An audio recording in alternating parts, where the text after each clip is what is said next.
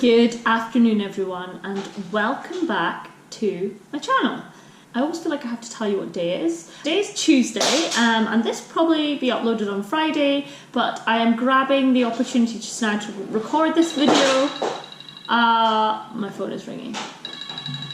As usual, whilst Ivy is playing with some toys next to me, I have a nearly 11-month-old baby who, when I'm not working, I'm looking after at home, and I wouldn't have it any other way. But it does make it a little bit challenging to record videos, obviously when it's daylight.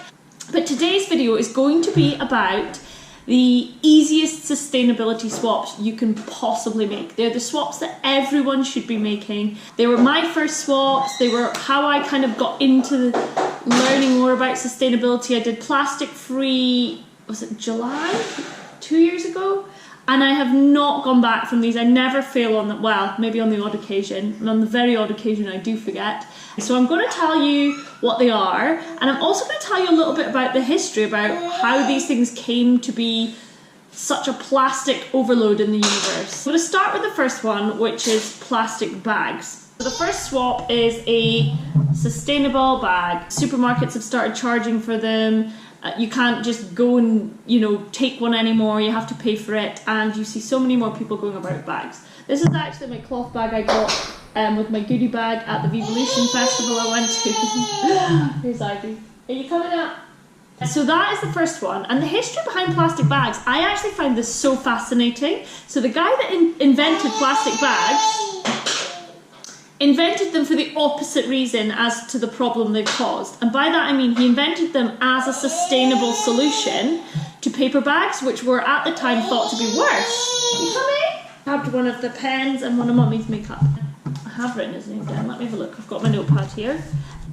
Gustav Thulin. So a Swedish engineer invented plastic bags because they were stronger and more durable.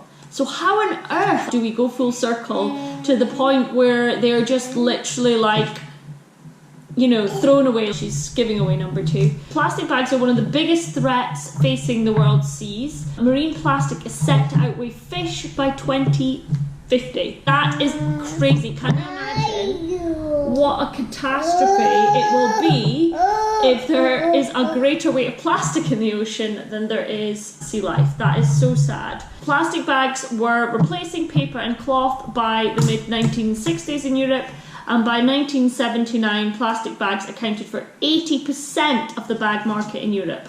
So it was in the 80s that most of the big supermarkets switched to plastic bags, and that is where the huge issue comes from. And the fact that they're so easy to get, whereas if they'd kept with the initial intention of the designer, they are very durable and they could be used over and over again. And it's only now that we're having to pay for them that people are keeping them. We go through 1 trillion bags a year. Something I wanted to add in here very quickly, because there was more news about plastic bags today, the 28th of November, from the Environmental Investigation Agency. Supermarkets have actually increased quite dramatically the amount of plastic packaging they've been putting out into the environment, according to the Environmental Investigation Agency. They claim that the leading supermarkets in the UK have put out 903,000 tonnes of plastic packaging in 2018, which was an increase of 26% from 2017. An increase of 17,000 tonnes from 2017 to 2018. And they're saying the main reason for this is the bags for life issue. And those are causing a huge issue. So I just wanted to add that in because that is fresh off the press and just highlights the impact that the massive supermarkets are having and how they really need to take ownership of this problem and do more to help. I think the majority of supermarkets actually increased their plastic packaging pollution, and there was a couple that did improve, but I can't remember which. So that's that. I just wanted to add that in because it is something that has just come to light. 24 countries have actually banned them, which is absolutely amazing. In 2002, that Bangladesh was the first country to ban plastic bags. Bring on a plastic bag ban is what I have to say. We really need more government to help with this issue. So that is it for plastic bags, and we're going to roll on to number 2. Number 2 is plastic bottles. Bottles are equally as much of a problem. And ironically, again, a really interesting backstory, I didn't know that the reason why people started buying plastic bottles was because in the 1980s, runway models in New York appeared with Evian bottles, which clearly, as fashion industry always does, made it really cool to use plastic, and it was touted as being safer than tap water. But that, I'm going to go through, is completely not the case. And bottled water is not safer than tap water. Plastic bottles have very much shifted from being very cool to being very uncool in terms of people's perceptions of them. They've gone from being that thing that obviously was desirable because they were fashionable, but now because of the problems that they've caused with the plastic not being recyclable, taking like 200 to 500 years to decompose, caps of bottles, in annual beach cleanups, caps of plastic bottles were the third and fourth most collected item. There are some towns that have banned plastic bottles in parks and museums, in universities and zoos. The town of Concord, Massachusetts, and a place called Bundoon in Australia have banned bottles in their public parks, museums, universities and zoos. So that is good news. We are very privileged in this country that we have access to clean and safe water. I am fully aware that in a lot of places, in developing countries, they do not have access to safe water, and bottled water is the only safe option. But in the UK, this is definitely not the case.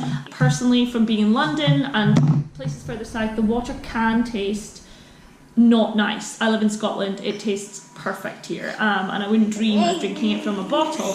But even in places where it's not, you can get a jug for your fridge with a filter that gets out all the impurities. I feel what you're doing, but it makes it fresher. So it takes 450 years for plastic bottles to degrade. That again is insane, similar to nappies. 1 million bottles are sold globally every minute, and it requires up to 2,000 times more energy to produce bottled water than tap. That's from Euromonitor. We all have a responsibility to try not to buy them. I've been using this for over a year. I absolutely love it. This is by the brand Chili's. It's made of metal. It keeps my water cool for at least, keeps it cool for 24 hours or something warm for 12, but I don't use it for warm liquids. I just use it for cold. It's amazing. It's just great. I throw it in my bag. Some people fit a whole makeup bag in their handbag, so we can fit water bottles, and you get smaller ones than that. I have a few because I just like different ones for different things. Running, I have a different one. Okay, and one thing that really upset me so much when I was doing research for this was that I found a picture of a sperm whale which was washed up in eastern Indonesia, and you will not believe this. They found 6 kilograms of plastic in its stomach, 25 plastic bags, plastic bottles, 2 flip-flops, and 1,000 pieces of string.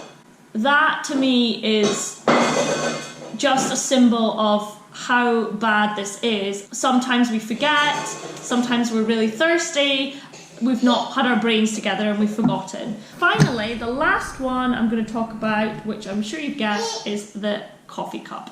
Reusable coffee cup. I have 2 of these. This isn't my favourite one. I will share a picture of my favourite one, which is Frank Green, which is a sustainable brand. This one I got at a conference. I use it, but I am going to just be honest and say it does leak a bit. It's not the best seal. I love the fact it can fold down, so you can actually fold it down to the size of the coffee. So if you want a flat white, you can make it like flat white size. Or if you were having a grande latte, you put it up. And if you just want to put it in your handbag, you can pop it all the way down. The drips do end up dripping out sometimes. I've ended up with coffee on my bag. Maybe that's just me not putting it on properly, but switch to coffee. In the UK, we use 7 million disposable cups every day.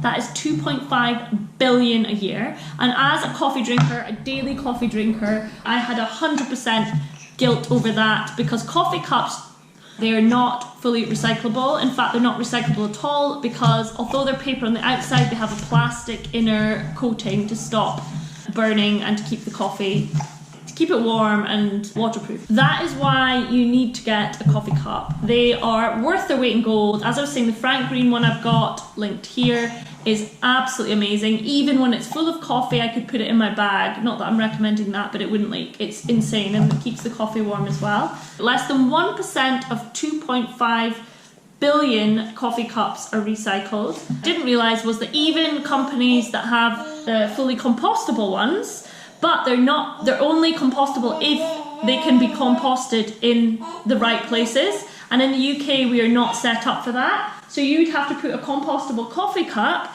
in your food compost, which a lot of people don't even have, or at a certain plant where they actually have to break it down in a certain way using technology that's out there but not readily available. I've seen people's arguments that reusable coffee cups are not worth it because you need to use it 20 to 100 times to offset. It takes more energy to make a reusable cup than a disposable one, but I have bought back the carbon emissions of my reusable cup within 100 days because I would probably get coffee every day. And I'm not saying everyone does that. I'm lucky that that is my luxury in life, is a daily coffee.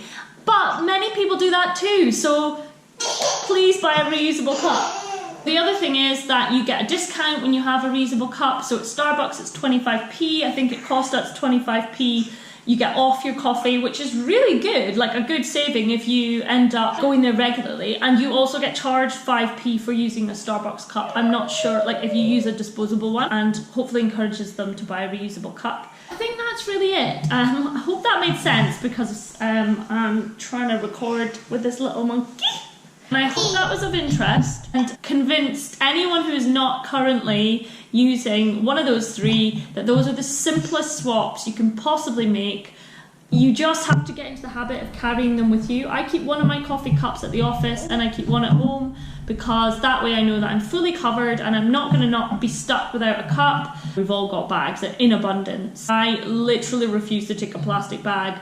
I think maybe a handful of times I have been in a situation where I haven't been juggling and I've had to take a plastic bag in the past over a year since I did Plastic Free July. Tap water, especially in Scotland, is fresh, and there is evidence to say, one more thing, that plastic bottles, especially if you leave them in your car, if you leave them in sunlight, they can leach chemicals into the water. Some plastic bottles have BPA in them, which leaches into the water, which you're then consuming, and you don't know how long they've been stored for before you're getting the water. Various news articles, if you Google it, about water that is sold to consumers actually not being any better or different to tap water. I shall speak to you all soon with more ideas, chats. If you like sustainability as a topic, please let me know because I've got loads of ideas that I would like to share. I'm going to do some more recipes in my next couple of videos. Have a great week or have a great weekend.